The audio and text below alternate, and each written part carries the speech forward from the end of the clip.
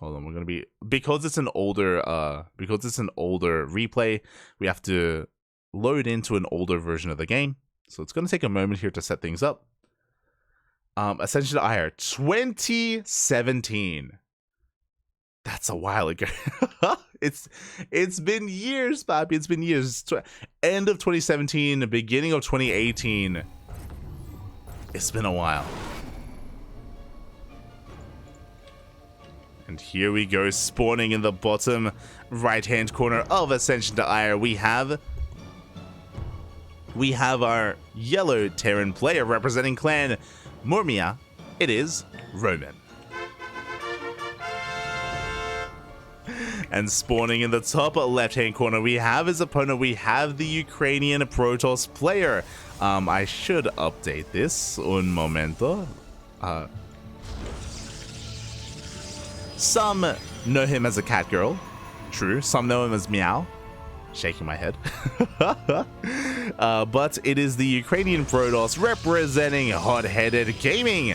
It is NightPhoenix. NightPhoenix.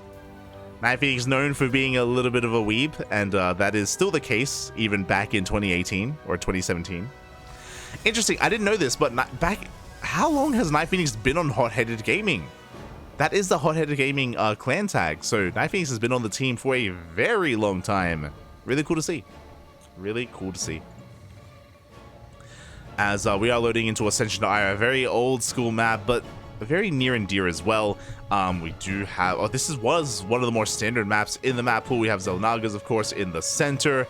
We have a secure natural and third base to be taken. We have a exposed fourth here on the low ground where you can siege up some tanks here. Outside of it, can contend against that location. But yeah, I'm getting some nostalgia. It's been a while, Poppy. Been a while. As we have a gate cyber expand. Again, this was still Legacy of the Void, but an older iteration of Legacy of the Void. So many changes have been made. So many changes. This was back when Void Rays were good.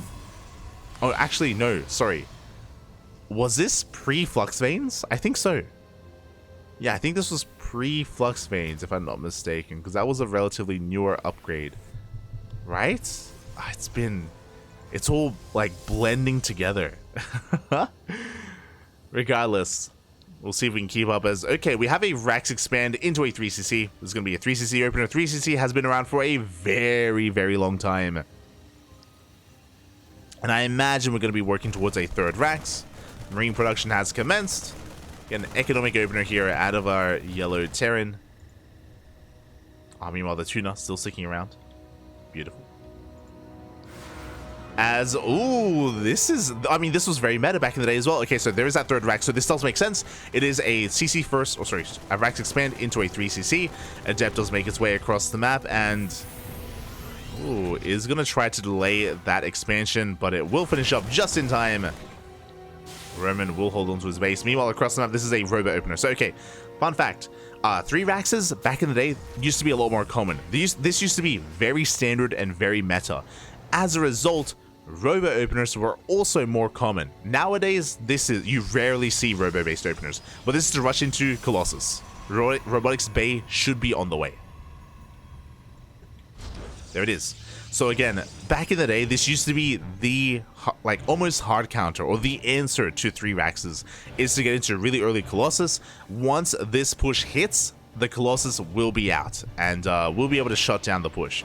We do have a Prism on the way, so I'm curious as to how we're going to piece it together. We're going for a Prism instead of a Safety Immortal, so a risky maneuver here from NightPhoenix.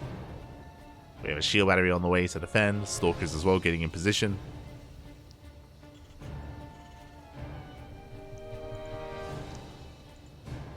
As NightPhoenix does have control of the Xel'Nagas, does scout any kind of move out. Did he see the opener? He did see the second Rax. Okay. So he's fully aware of the 3 Rax. Seeing the second Rax is enough of a tell from the early game. Scan into the main does confirm. Oh, this is a Colossus drop. Oh my god. Nina, is that you? That explains the Prism. Okay.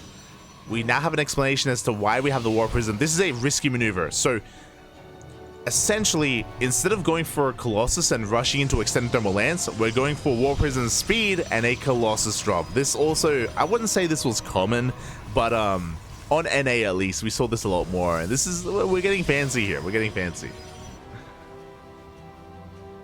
As we are building up this bio army, first Colossi is about to come out, and this is going to be brutal. So this isn't just to harass the mineral line. This is to harass the army. If Roman tries to move out, we're going to juggle our hearts out, and this Colossus is going to completely annihilate this Marine Marauder force. So we'll see how well NightPhoenix can control. NightPhoenix is a very fast player. And here we go, the Colossus does get across the map. At the same time, the move out is soon to be upon us. NightPhoenix getting ready for a third. Yeah, we're going for the army. Oh, we do have to be careful. We have to respect these Marauders. As we do go for the Colossus drop into the mineral line as well. So far, good reactions. Good splits as well from these SCVs. Not a single worker goes down yet. Oh, but there we go. One SCV falls. And we are just keeping this army busy. A couple of swipes do go off, and oh, Marines are falling. As NightPhoenix is able to slip on out. Behind this, second Colossus on the way. Extended Thermal Lance as well. Getting into additional Colossi. Getting into our third Colossus even.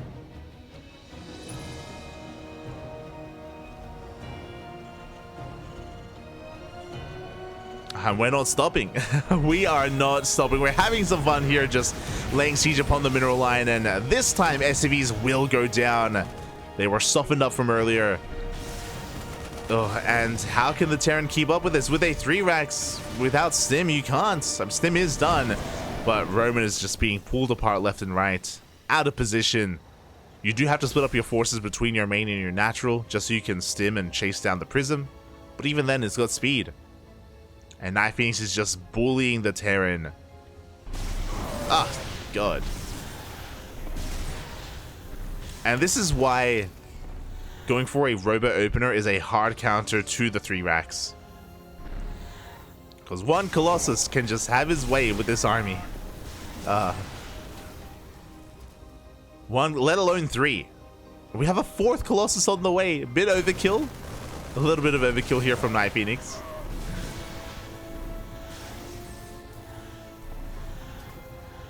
He does spot any kind of move out behind this. Third TC is on the way. Additional Raxes as well. This Colossus is getting very low, but survives nonetheless. Behind this, NightPhoenix getting a fully saturated third base. We have a Dark Shrine on the way, a Gateway Explosion as well. Do we have charge? We do. We do have charge. And even Observer Speed on the way as we delay the third. Ay, ay, ay. Now, what's important is that Roman has been building up his army. Like, if you look at the army supplies, Roman has quite a large force. The problem is we don't have any medevacs. I just realized that instead of a starport, we threw down 2 more Raxes. Without medevacs, this army has no longevity. Every stim hurts. I don't see a way for this to work, actually.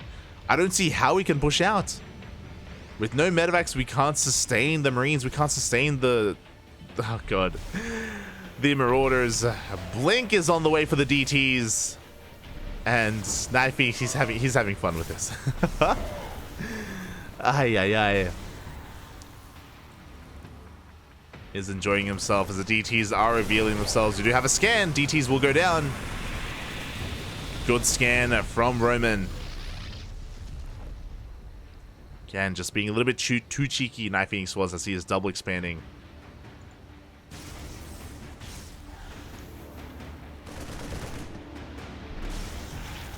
At this point, we pull the boys, right? Like, at this point, like, we just can't go for a longer game. It's not happening.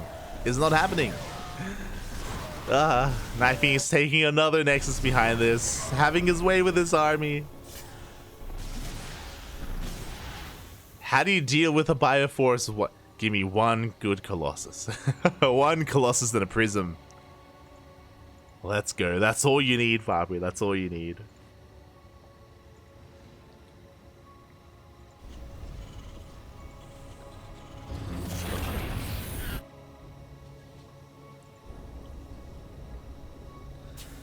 Finally, we have a starport. A starport has arrived here for Roman. We can work towards some medevacs.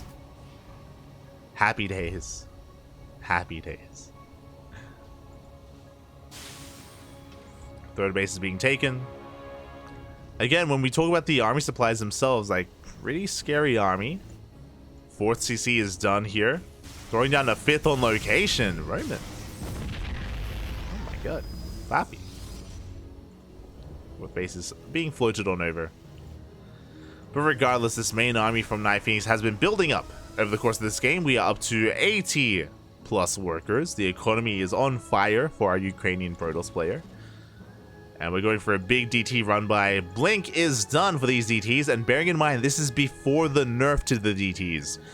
If you remember, the nerf was nowadays in current StarCraft, when the DTs blink, there's a 1 second delay. There is a delay between the blink and the snipe. Sorry, the blink and the swipe. The attack of the DT. But back in the day, that delay wasn't there. These DTs, oh, they're speedy boys. They get in there and they kill whatever they blink upon. And here we go. They blink on forward. SCVs are going down. At the same time, Zella run by here at the 3rd base. That one Colossus from the early game is still alive. How many kills does the Colossus have? Oh god. No god. Keep it alive. I'm trying to click on it. I can't. Gib. I should have clicked on it from the beginning, actually. It slipped my mind. God, but yeah, Roman has lost so much. 17 SCVs go down. The DTs are cleaned up. As we do have NightPhoenix getting ready for his push. For his engage. That is a lot of Marauders. But one medevac. One medevac to keep all the Marauders alive. It's got 56 kills. One Colossus with 56 kills, and the rest just go ham on this army. You can see the Marauders steaming on forward, trying to get on top of the Colossus. They will get on top of one. Not even. The juggling is too good. GG gets called, and NightPhoenix will win the game. GG. Oh my god, a blast from the past.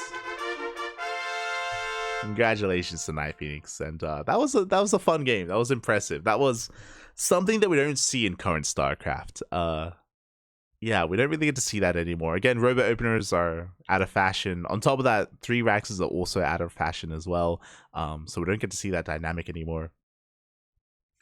So yeah, like it just, you sparked like this inner core memory of watching this very dynamic. Not the first time I've seen that, and yeah, GG. I want to say like players like Zest, Trap back in the day as well, would have some insane Colossus drop micro and would achieve a lot against some of the best Terrans in the world. So yeah, very well done. Very nicely played out there by NightPhoenix. And yeah, thank you for sharing that replay. I'm pretty sure NightPhoenix is asleep at the moment. Pretty sure he's in bed. But I'll message him later and I'll let him know. It was fun. It was fun.